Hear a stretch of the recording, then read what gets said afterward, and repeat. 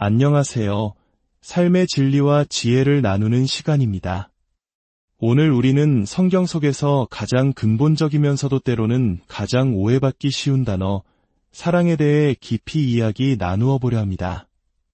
오늘의 이야기가 여러분의 마음에 울림을 준다면 구독과 좋아요로 하나님의 은혜를 더 널리 나누는 일에 동참해 주세요. 여러분의 작은 실천이 누군가에게는 큰 위로와 빛이 될 수 있습니다. 주님의 이름으로 여러분 모두를 축복합니다. 기독교는 흔히 사랑의 종교라고 불립니다. 하나님은 사랑이시며 우리에게 서로 사랑하라고 가르치셨기 때문입니다. 마음과 뜻과 힘을 다해 하나님을 사랑하고 내 이웃을 내 몸과 같이 사랑하라는 것이 가장 큰 계명입니다. 심지어 원수까지도 사랑하라고 말씀하셨죠.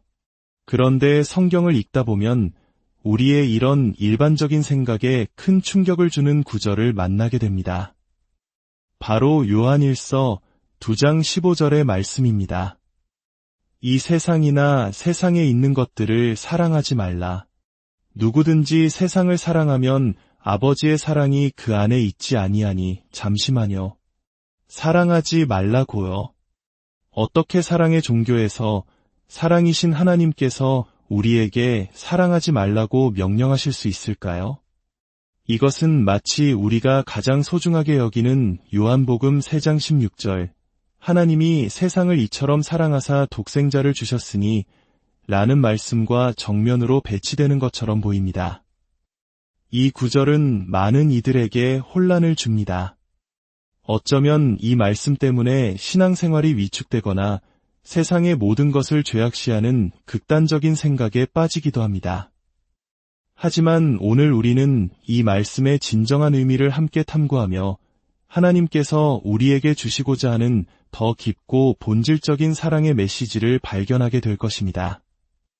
이 말씀은 우리 시대에 특히 사랑은 그저 사랑일 뿐이라는 구호가 만연한 이 시대에 반드시 필요한 지혜를 담고 있습니다. 성경, 특히 요한의 글에서 세상이라는 단어는 최소 3가지의 다른 의미로 사용됩니다.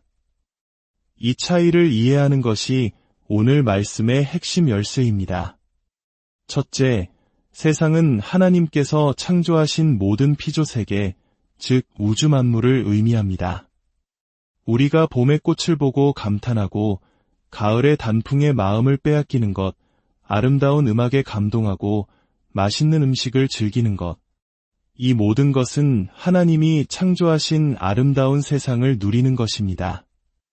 요한일서의 저자는 결코 이 아름다운 창조 세계를 사랑하지 말라고 말하는 것이 아닙니다. 둘째, 세상은 이 땅에 살고 있는 모든 사람, 즉 인류를 가리킵니다. 앞서 말했듯 하나님께서는 이 세상을 사랑하셔서 예수 그리스도를 보내셨습니다. 우리 역시 이웃을 사랑하고 심지어 원수까지 사랑하라는 명령을 받았습니다. 따라서 세상을 사랑하지 말라는 명령이 사람들을 미워하라는 뜻이 될 수는 없습니다. 그것은 명백한 모순일 것입니다. 그렇다면 요한이 말하는 사랑에서는 안 될 세상은 과연 무엇일까요? 바로 3번째 의미입니다. 그것은 하나님을 대적하고 그분의 뜻에 반역하는 영적인 체계와 가치관을 의미합니다. 이것은 사탄의 지배 아래 있으며 하나님의 나라와 끊임없이 전쟁을 벌이는 이데올로기적이고 영적인 영역입니다. 요한은 바로 이 세상을 사랑하지 말라고 경고하는 것입니다. 그렇다면 우리의 사랑이 어떻게 죄가 될 수 있을까요? 오늘 본문은 3가지 명확한 기준을 제시합니다. 첫째, 우리의 사랑이 잘못된 대상을 향할 때 죄가 됩니다. 본문 15절은 분명히 말합니다. 이 세상이나 세상에 있는 것들을 사랑하지 말라. 여기서 세상은 방금 설명한 3번째 의미, 즉 하나님을 대적하는 시스템입니다. 우리의 사랑과 애정이 하나님이 아닌 하나님을 반대하는 가치관과 시스템을 향할 때 그 사랑은 변질되고 죄가 됩니다. 이것은 마치 남편이 아내에게만 주어야 할 특별한 사랑을 다른 여성에게 주는 것과 같습니다. 그 순간 그 사랑은 간음이라는 죄가 됩니다. 마찬가지로 우리가 하나님께 드려야 할 최고의 사랑을 하나님을 대적하는 세상의 시스템에 바칠 때 우리는 영적인 간음을 저지르는 것입니다. 야고보서 4장 4절은 이를 더욱 날카롭게 지적합니다. 세상과 벗된 것이 하나님과 원수됨을 알지 못하느냐? 그런즉 누구든지 세상과 벗이 되고자 하는 자는 스스로 하나님과 원수되는 것이니라. 두 주인을 동시에 섬길 수 없듯이 우리는 하나님과 세상을 동시에 사랑할 수 없습니다. 구원은 어둠의 나라에서 빛의 나라로, 사탄의 왕국에서 하나님의 왕국으로 우리의 소속을 옮기는 것입니다. 만약 우리의 마음과 사랑이 여전히 옛 세상에 머물러 있다면 우리의 소속은 아직 온전히 옮겨지지 않은 것일 수 있습니다. 둘째, 우리의 사랑이 잘못된 근원에서 비롯될 때 죄가 됩니다. 16절은 이렇게 설명합니다. 이는 세상에 있는 모든 것이 육신의 정욕과 안목의 정욕과 이생의 자랑이니 다 아버지께로부터 온 것이 아니요 세상으로부터 온 것이라. 하나님을 향한 우리의 사랑이 하나님 자신으로부터 오는 것처럼 세상을 향한 사랑은 세상으로부터 옵니다. 그 근원이 잘못되었습니다. 성경은 그 근원을 3가지로 요약합니다.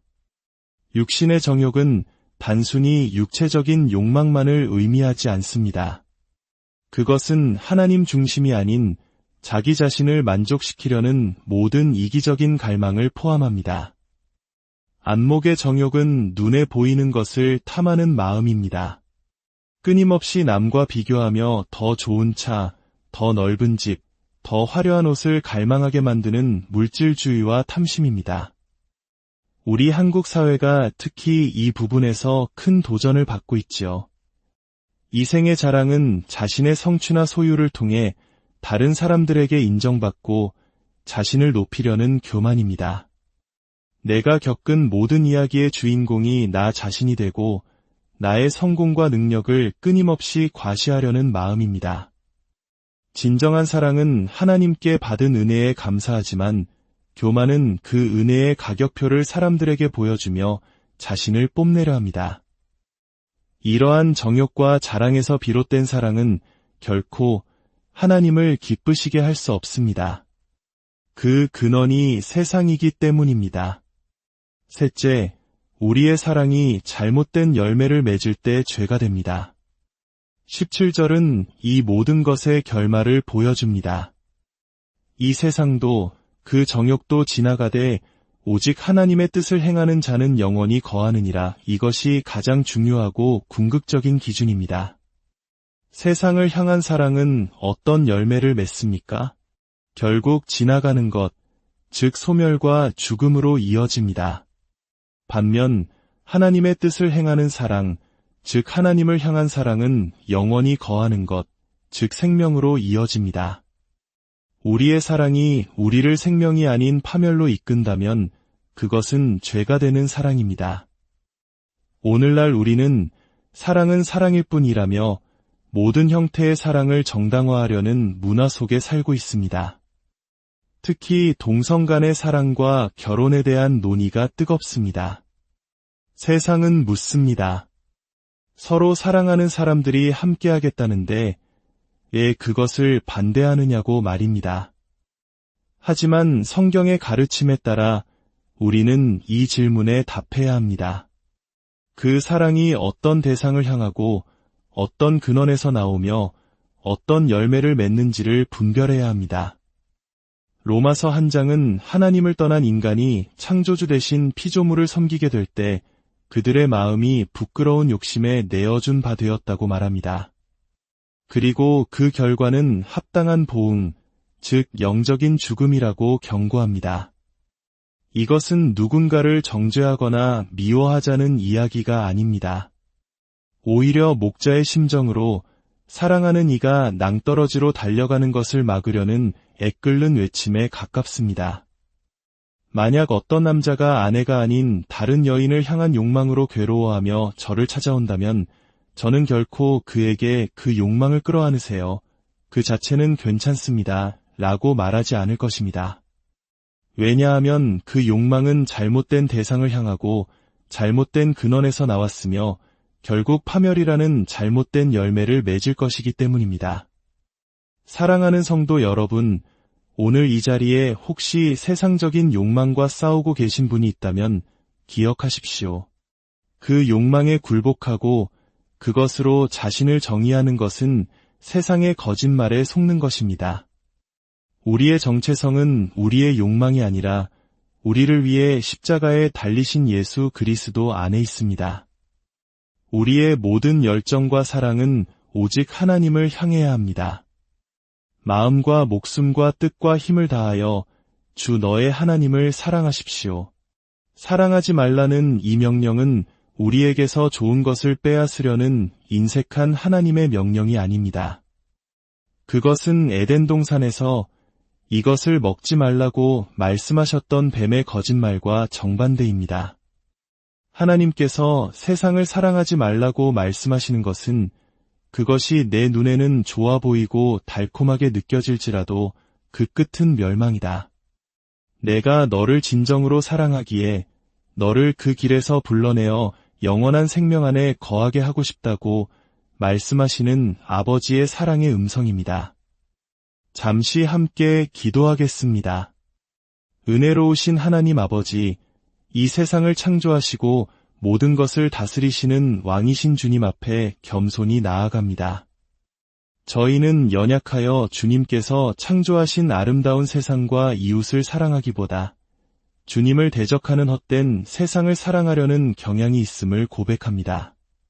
주님, 저희에게 지혜를 주셔서 사랑해야 할 것과 사랑하지 말아야 할 것을 분별하게 하옵소서. 저희의 의지만으로는 세상의 유혹을 이길 수 없사오니 성령의 능력으로 저희를 새롭게 하시고 저희의 마음과 애정이 오직 주님만을 향하게 하여 주옵소서.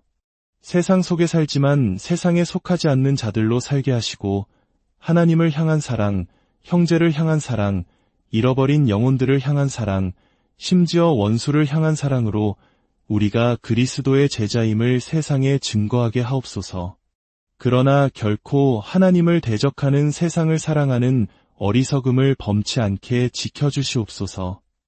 이 모든 말씀 우리를 죄에서 구원하신 예수 그리스도의 이름으로 기도드립니다. 아멘.